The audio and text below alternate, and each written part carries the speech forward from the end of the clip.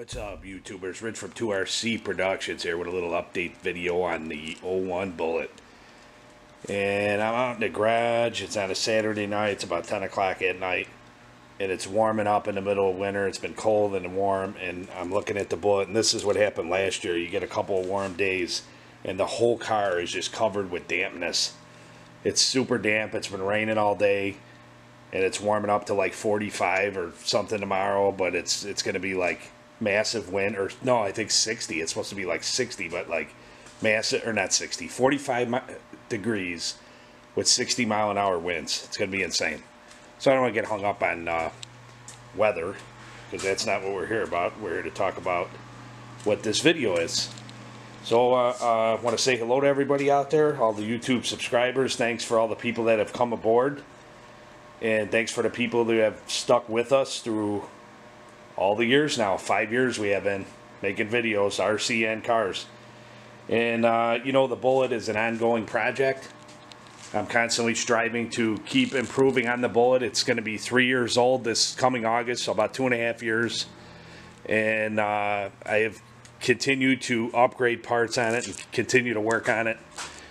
And it's been sitting out through the winter. You can see the interior on it.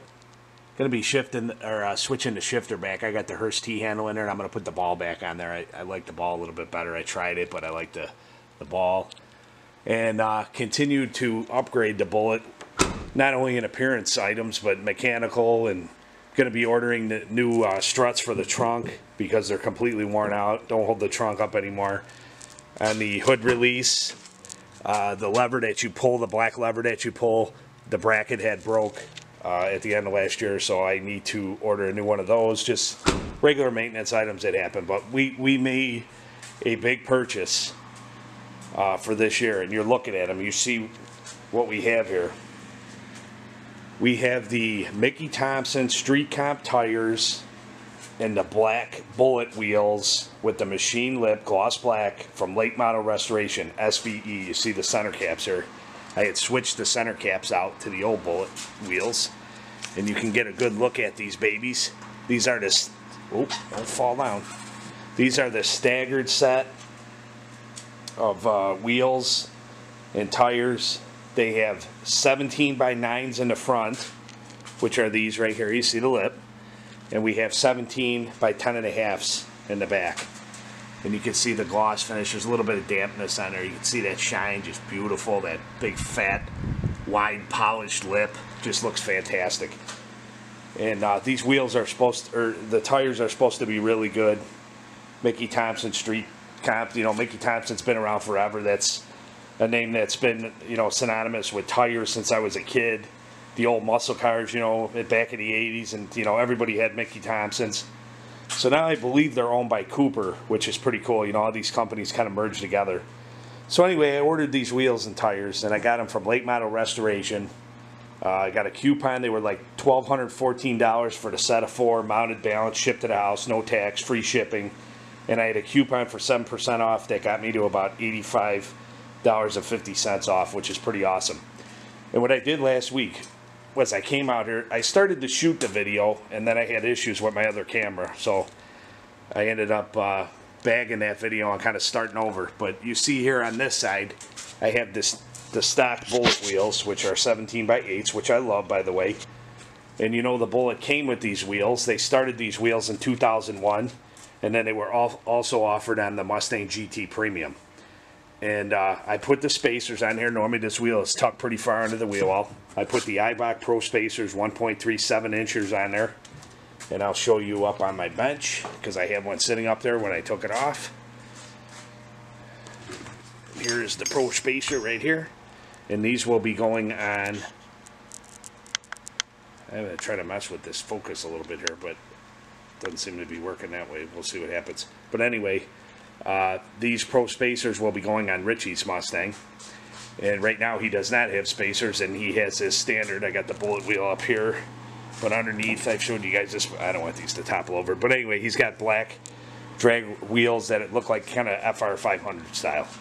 So he'll be getting those. So you see the Bullitt wheels on that side, and now I want to show you the dramatic difference in these wheels on the back of the Bullitt.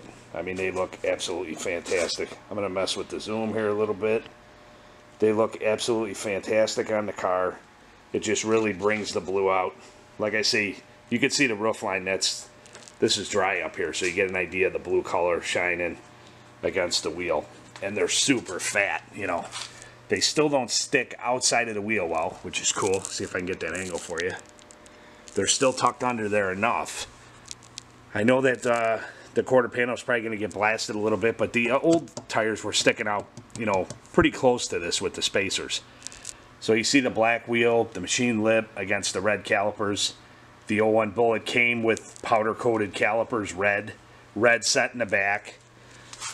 And then, well, those are 11.5-inch brakes on the back. This car came factory with Cobra brakes. And then on the front, it has the powder coat caliper with the laser etch pony in there that came. Twin piston, 13-inch brakes on the front, Brembo rotors, PBR calipers. And these wheels, the one reason I bought from Late Model Restoration is they came with the 2.5-inch center cap. The American Muscle wheels are awesome as well. I shop at American Muscle. I love American Muscle as well.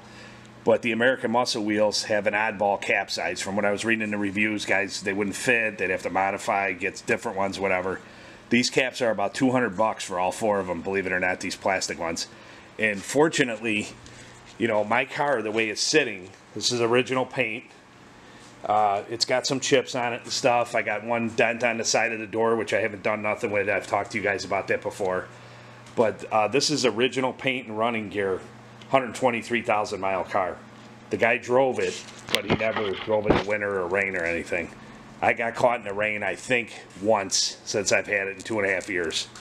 So it's not a winter driven vehicle. It's never seen salt. The undercarriage is beautiful. And fortunately for me, obviously it had some miles on it. And we did some engine repairs. We made some major engine repairs last year. Those of you who follow the channel know that I tore the top half of the engine down and changed pretty much everything I could change on the top. And that's been going really well. So you could see that there's a couple little marks, like on this wheel. There's a couple little marks on the clear and the aluminum. You know, there's moisture on here, but these are in really, really, really good shape for 123,000 mile wheels. I mean, the paint is fantastic. They're not chipped. They still shine good. I popped the SVE caps in there just to have them in there so I didn't lose them. These are the old tires that were on there. These are the BF Goodrich comps, and you can see they have a little bit of tread left, but they're about 10 years old when I looked into the records, and you can see they're starting to dry rot. It was just time for new tires. So if I was going to take it into Discount Tire, which is my place, that's where I always go for tires and wheels, the PT Cruiser, bought my wheels and tires from Discount. Richie's got 2 sets of wheels from Discount. I sent everybody I know to Discount. They're fantastic. But pricing tires out for this car was going to cost about $700, $800, somewhere in there.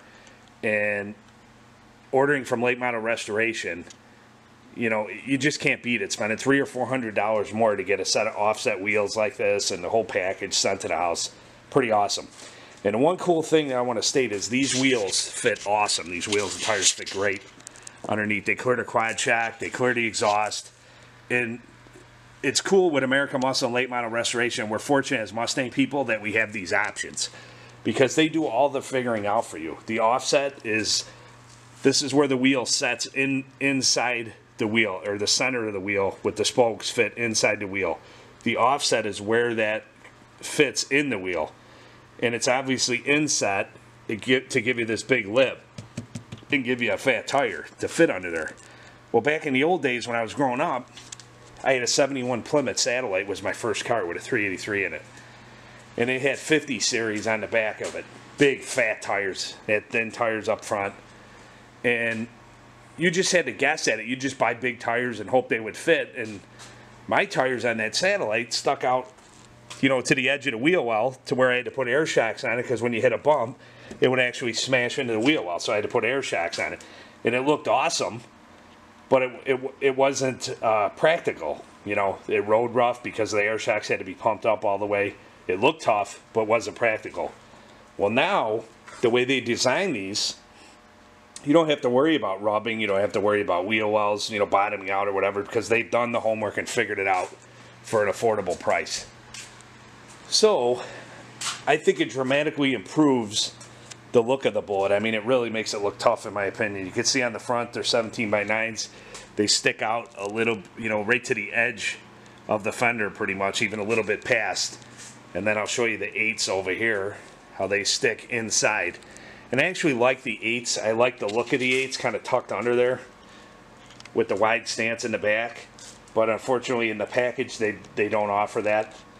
And I'm happy to switch it and make the decision. It took me probably a year and a half, or a year at least, to really make the decision. I kept going back and forth with the gray and the black and what color to get, and it was just such a decision. But after the fact, I'm extremely happy with the look. It just changed the whole appearance of the car.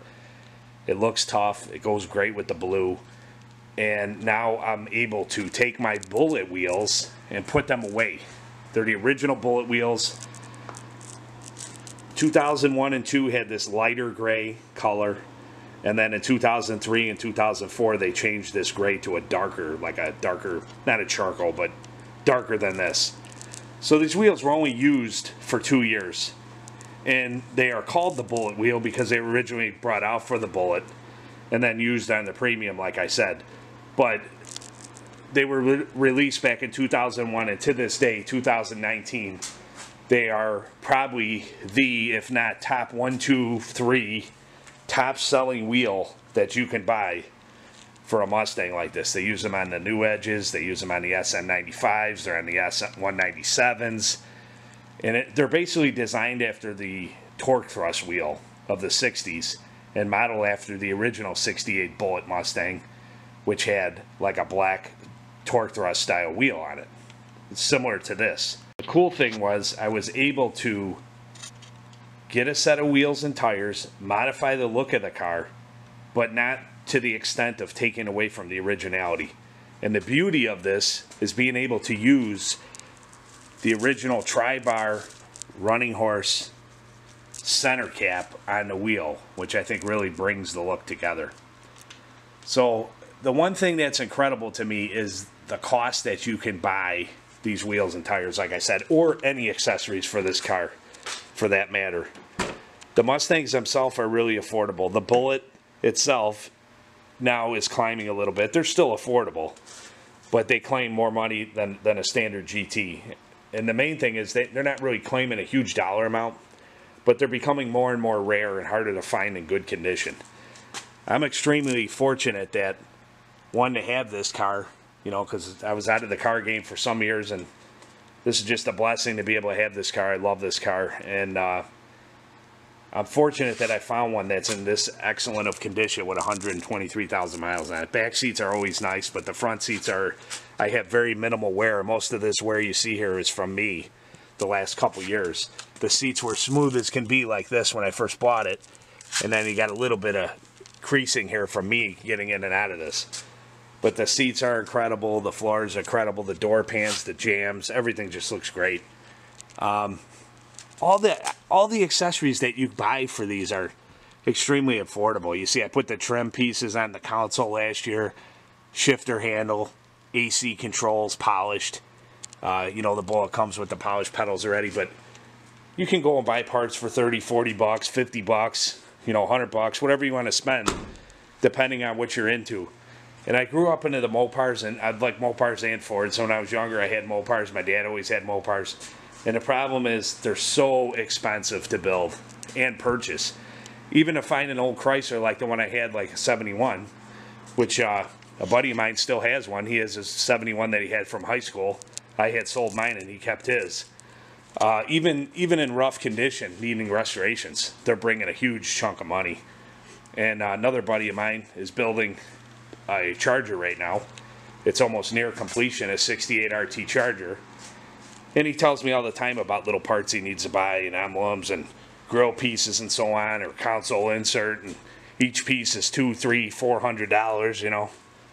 So we're fortunate that as Mustang enthusiasts, and especially this style of Mustang, which I really love, I actually, you know, since probably 99, 2000 when they first came out. I was really partial to them. And like I said, I was always a Mopar guy, but I always liked Fords too. My uncle always had Fords. My dad had a couple cool Fords along the way.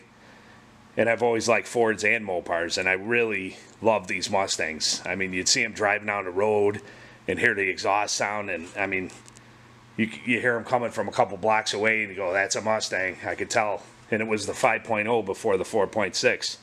The old 5.0 and the Fox body with a set of Flowmasters on it. You would hear that thing coming, and you're like, oh, man, there's nothing better than that Ford small block. I mean, they just sound fantastic.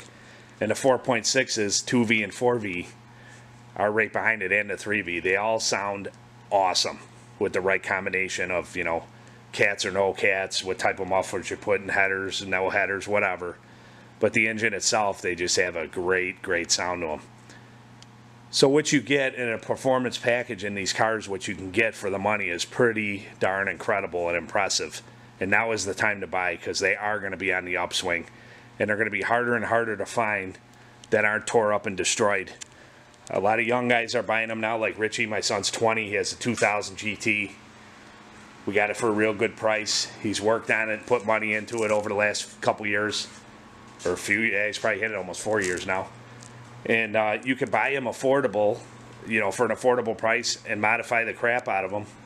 And then have a killer car to keep and hold on to for later on. Because every day they're getting crushed. People are buying them and driving them for everyday cars. They're buying them for young kids, for first-time drivers, because they're cheap, especially the V6 models. And they're getting destroyed. They're getting destroyed on a daily basis. So now is the time. But basically, like I said, this video is just to catch up a little bit, let you know what's happening with the Bullitt. I have plans of taking it to a dyno this year. I'm doing my research now to try to figure out where I'm going to go. I want to get it dyno tuned just to make sure that it's absolutely 100% where it needs to be. And like I said, I got plans to do the shock or the struts for the trunk. We're going to do the hood cable. I got my intake gaskets. I'm going to pull the intake off, I believe, you know, in the next few weeks to a month when it starts getting a little warmer. I want to get the intake manifold off, clean it up real good, paint it, clear coat it, and then put everything back together. And then the engine will be 100% detailed once I get that intake and valley all cleaned up and painted. And we want to do the dyno tune this year. We got the wheels and tires. And then I think next year I'm going to go for a new clutch. It's got the original clutch in it still, 123,000, still works great, but there's no telling how long it's going to last. It could last a year, it could last 5 years, it could last 10 more years, I don't know. So I probably want to put a new clutch in it. I'd like to put 410 gears in it at some point. And one of the main things I have to do is I got the finish looking pretty darn nice. When I got it, it was pretty dull, and you can see it has a real nice shine to it. It's dirty now, but just from buffing it once with compound and waxing it, it's really made a difference on the car. It's finally has the shine. You know, it really looks nice. It didn't look like that when I bought it. Can't see it now because the doors all has moisture on it, but there's that nasty dent right in the center. It almost looks like somebody took a cowboy boot and kicked right into the side of the door for some reason. And it's got a bad dent there that can't pull out because the steel is stretched and it just pushes in and pushes back out. So I'm probably going to have the center of the door painted. I've talked about that before. We also put new headlights on it last year. I ordered brand new headlights because the old headlights had the tints on there, the covers. You couldn't see once it got dark. You couldn't see 2 feet in front of you. And they were all fogged out, the old ones, so I decided to get new headlights, put the new headlights for it. So the front end looks really nice with the new headlights, no more fog. And that's about it, guys. I hung my Bullitt poster finally. I talked about this. I ordered these about a year ago or so. I got one left put away, and then I got one for my bro Sean B. put in a tube that will be sent to him eventually. I know I've been saying that. I got to send him stuff. I have a bundle of things to send to him, but he will be getting one of those. I finally hung it on the wall, so it looks cool having the poster up right next to the Bullitt. And that's about it, guys. Want to give you an update video. I haven't been making videos a lot, but we're in the middle of winter. There hasn't been much going on, and I have plans to keep updated a lot more consistently when the weather hits, the nice weather hits, and we start doing some more cruises and shows. So till next time, Rich from 2RC Productions here, signing out. I want to thank everyone for watching. Thanks everyone for the support.